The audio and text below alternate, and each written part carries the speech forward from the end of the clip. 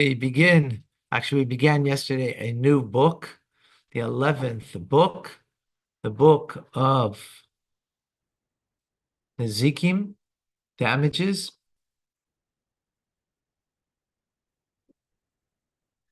We finished the 10th book yesterday.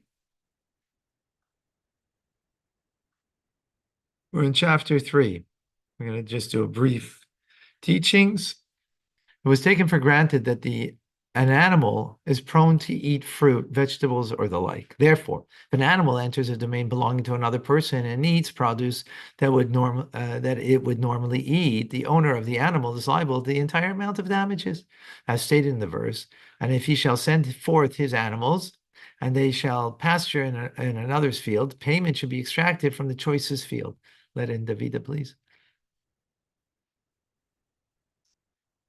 If the animal ate produce belonging to another person in a public domain, however, the owner is not liable because it's public domain.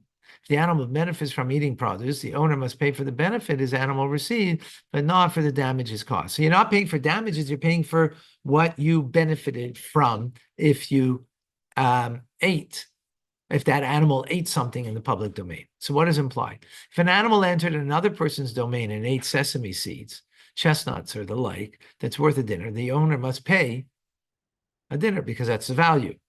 If the animal ate those foods in the public domain and derived benefit, we consider those foods as if they were barley or fodder. The owner is required to pay the wholesale price of fodder or barley. Now, sesame seeds are very expensive. Since it's a public domain, he doesn't have to pay for the damages because it's a public domain. And the fact that that someone left their sesame seeds out there, the chestnuts, right? That my animal went and ate it. Well, you're responsible for taking care of your stuff. You didn't. It's public domain. So I got benefit from it, but it's not benefit. We only see it as benefit as what the animal normally would eat. And that would be barley, but not chestnuts. And therefore, you're only paying the wholesale price of that because that's what I would have bought.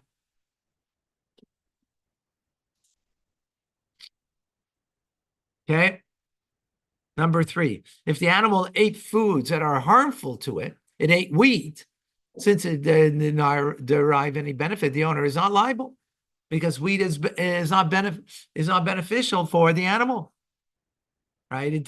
If it ate substance that it would not usually eat, it ate a garment or utensil, right? It doesn't usually eat a garment, but if it did, the owner should pay half the damages. That's called a tam because that's something unusual. Right. This applies both to the private domain and the public domain. The rationale is that this is a deviation. A deviation, you pay only half. But if it didn't benefit, what's with that point? I don't know. That's a good question. He is liable for the damage caused in the public domain, however, because it is an ordinary practice of the people who leave utensils and garments of the public domain while they rest. Aha.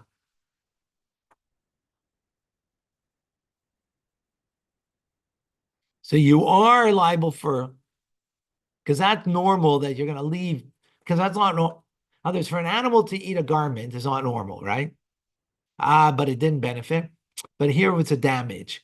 So we don't look at it about benefit or not benefit. There was a damage, and because of the damage, a person has to pay. Rena, you want to bring up the stuff from downstairs? Okay.